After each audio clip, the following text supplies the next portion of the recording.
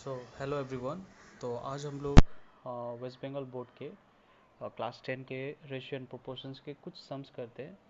और जो टॉपिक रहेगा वो रहेगा पहला वाला, जो है जिसको हम लोग इंग्लिश में बोलते हैं कंटिन्यूड प्रोपोर्शन। कंटिन्यूड प्रोपोर्शन, या हिंदी में जिसको बोला जाता है क्या, क्रमिक समानुपात। क्रमिक समानुपात हिंदी या बांग्ला में जो रहेगा उन लोग में क्रमिक समानुपात रहेगा। तो मैं इसके कुछ क्वेश्चंस लेके आप लोगों को समझाता हूँ कि ये एग्जैक्टली होता क्या रहता है, ठीक है ना। कंटिन्यूड प्रोपोर्शंस या जो आप लोग का क्रमिक समानुपात क्या होता है। हम लोग का ये चैप्टर 5.3 का अगर आप लोग बुक देखते हैं, चैप्टर 5.3 का क्वेश्चन नंबर 4 देखते हैं, ठीक है ना। तो उसमें आप लोगों को कंटिन्यूड प्रोपोर्शन, उसके बाद से आप लोगों को सब कुछ कंटिन्यूड प्रोपोर्शन ही मिलेगा।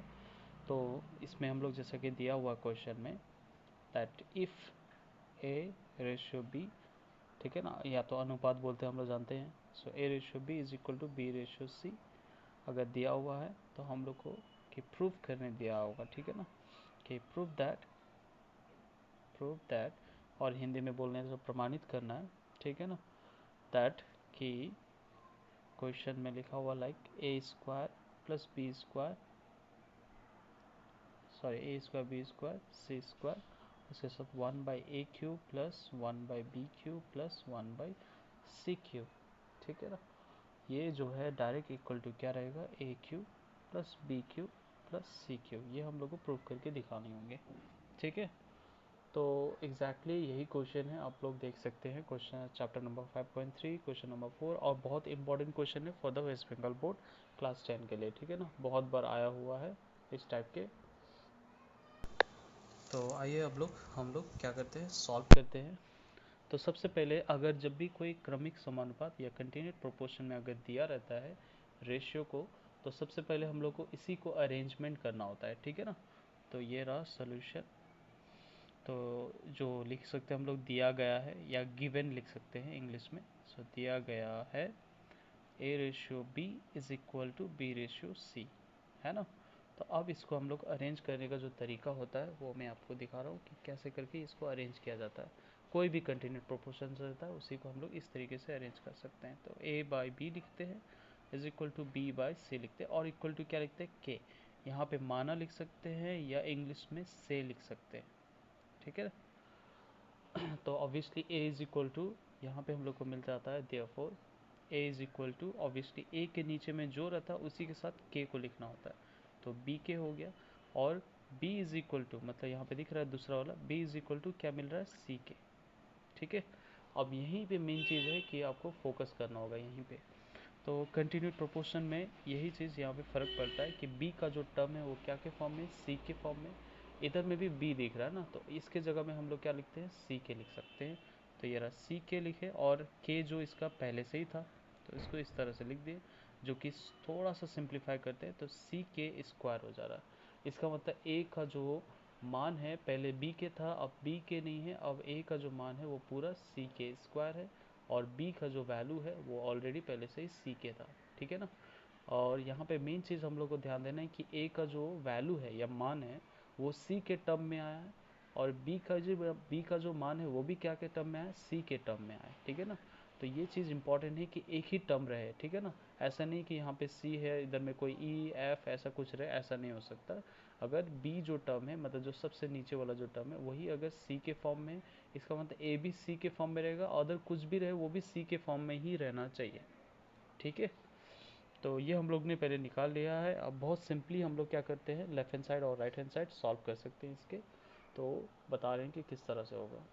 तो सबसे पहले लेफ्ट हैंड साइड ले लेता हूँ। तो लेफ्ट हैंड साइड लिखा हुआ है ए square B square C square, और है 1/a³ plus 1/b³ plus 1/c³।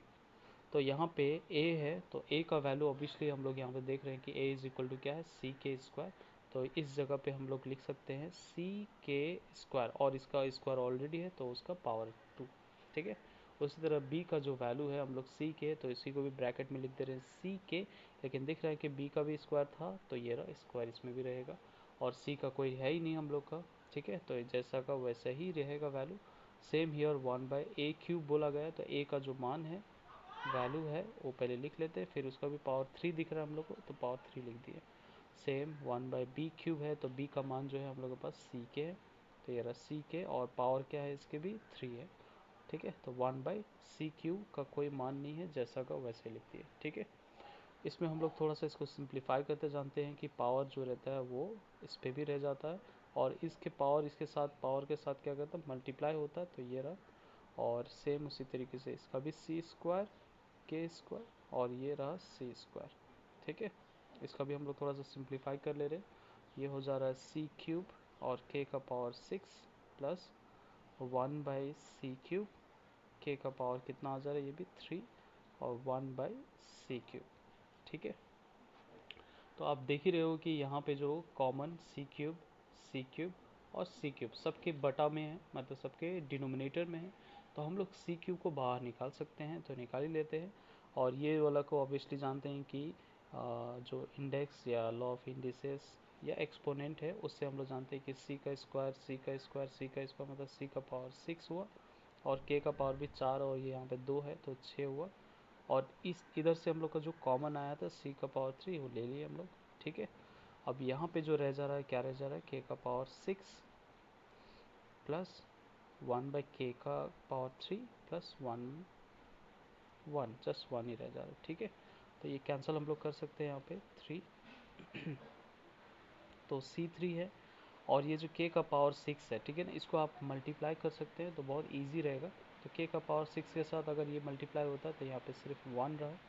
k का पावर 6 के साथ अगर ये मल्टीप्लाई होता है तो k का पावर 3 रहेगा, और k का पावर 6 है इसके साथ मल्टीप्लाई करेगा तो k का पावर 6 रहेगा। तो ये हम लोग का लेफ्ट हैंड साइड एकदम सिंपल फॉर्म में आ जा रहा है। ठीक है ना, अब इसी में हम लोग क्या करते हैं राइट हैंड साइड करते हैं, तो राइट हैंड साइड जो है हम लोग का a³ plus b³ plus c³ दिया गया है, तो बहुत इजी है। a का जो मान है दैट इज ck², और पावर इसका 3, b का जो मान है वो है c और k, तो ये ck का पावर भी 3 है, और ये c³ जैसा को वैसे। ठीक है, तो यहाँ पे हम लोग थोड़ा सा अरेंज कर लेते हैं, c का पावर 3 होगा, और k का पावर ऑब्वियसली ये दोनों मल्टीप्लाई हो जाता है, तो ये 6 हुआ, c का पावर 3, k का पावर 3, ये c³। इन तीनों में जो है वो कॉमन क्या दिख रहा है हम लोग को c³, तो ये रहा k का पावर 6 प्लस k³ प्लस 1, जो कि क्या है आपका जो राइट हैंड साइड जो आ रहा है वो लेफ्ट हैंड साइड के साथ डिट्टो मिल रहा है, तो इस तरीके से ये क्या हो जाता है प्रमाणित हो जा रहा है। ठीक है ना, तो हैंस क्या लिखेंगे हम लोग proved, left hand side equal to right hand side. तो इस तरीके से आप लोग को जो क्वेश्चन नंबर 4 है और उसके बाद जो जितने भी दिया हुआ है जो कि कंटिन्यूट प्रोपोर्शन में है, इस तरीके से सॉल्व करना होता है। ठीक है ना, तो हम एक और यूनिक क्वेश्चन कर दे रहे हैं। उसके बाद एक क्वेश्चन नंबर 6 भी है जो थोड़ा सा अलग है, तो इसको मैं कर दे रहा हूँ। क्वेश्चन नंबर 6 का नंबर 4 वाला जो है वेस्ट बंगाल बोर्ड के, तो इसमें लिखा हुआ लाइक इफ x बटा by b plus C minus a is equal to y by C plus A minus b is equal to z by A plus B minus c, अगर ये दिया हुआ देन बोला जा रहा है कि प्रूफ दैट, ठीक है ना, प्रूफ दैट मतलब प्रमाणित करना है हम लोग को कि b माइनस सी के साथ जो है x मल्टीप्लाई में, फिर प्लस c माइनस ए के साथ y मल्टीप्लाई में, प्लस a माइनस बी के साथ z मल्टीप्लाई में जो है वो कितना आ जा रहा है 0 होगा। ये हम लोग को प्रमाणित करके दिखाना है। ठीक है ना, तो बड़ा इजी क्वेश्चन है और अच्छा क्वेश्चन भी है। ठीक है ना, तो इसको हम लोग प्रूफ करेंगे कैसे, तो जो हम लोग को दिया गया है इक्वल टू वाले, तो उसी में से ही हम लोग सॉल्व कर सकते हैं।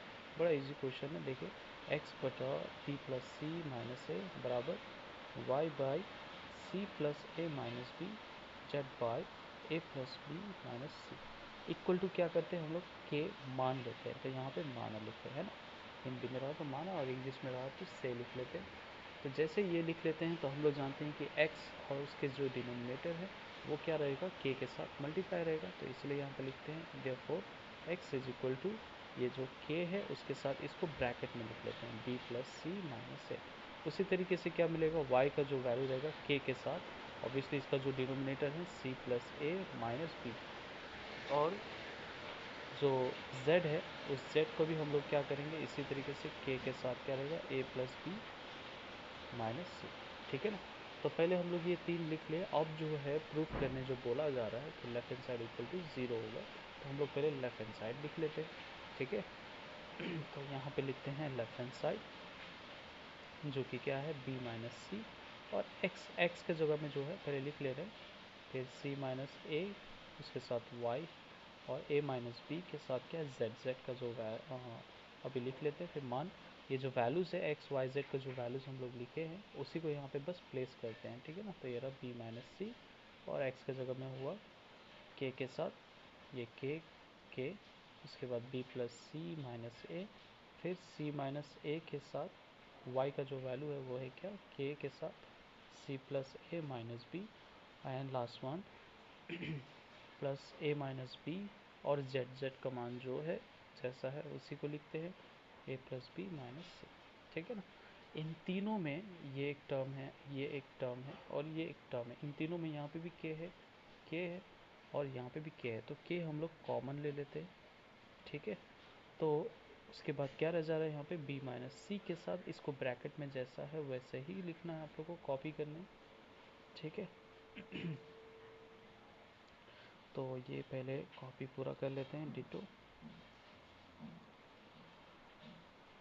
ठीक है। अब क्या करते हैं, मल्टीप्लाई करना होगा। तो ये जो मैंने कॉपी किया है, अब यहाँ पे जो मल्टीप्लाई है वो आप जितना ट्रिकी है, जितना इजी तरीके से मल्टीप्लाई कर सकते करना है।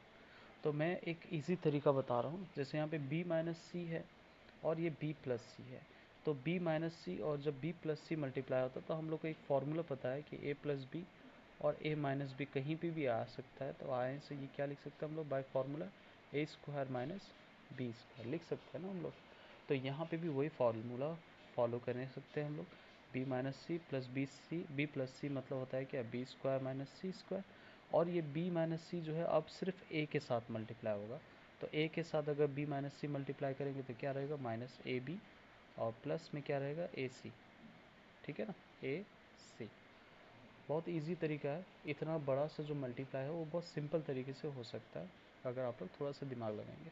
यहाँ पे भी वही चीज़ है, देखिए c माइनस ए के साथ c प्लस है, तो by this formula same to same formula क्या लिख सकते हैं C square minus A square. अब जो ये तीसरा वाला जो है इसके साथ सिर्फ ये मल्टीप्लाई होगा, तो ऑब्वियसली क्या मिलेगा हम लोग को माइनस में B C minus minus plus A B. ठीक है। यहाँ पे भी वही हो रहा है, देखिए a माइनस बी के साथ a प्लस बी क्या हो जाएगा ए स्क्वायर माइनस बी स्क्वायर, और जो तीसरा वाला है उसके साथ ये मल्टीप्लाई हो तो माइनस सी ए, और क्या हो जाएगा minus minus plus B C. ठीक है। अब जो जो कैंसिल हो रहा है तो उसको कैंसिल कर सकते हैं। यहाँ पे प्लस में बी स्क्वायर ये रहा माइनस में बी स्क्वायर, माइनस में सी स्क्वायर ये रहा प्लस में सी स्क्वायर, माइनस में ए स्क्वायर प्लस में A square, minus A B ये रहा plus A B, plus A C minus A C, minus B C plus B C. तो सारे के सारे कट गए हैं, तो कट जाना मतलब ज़ीरो है।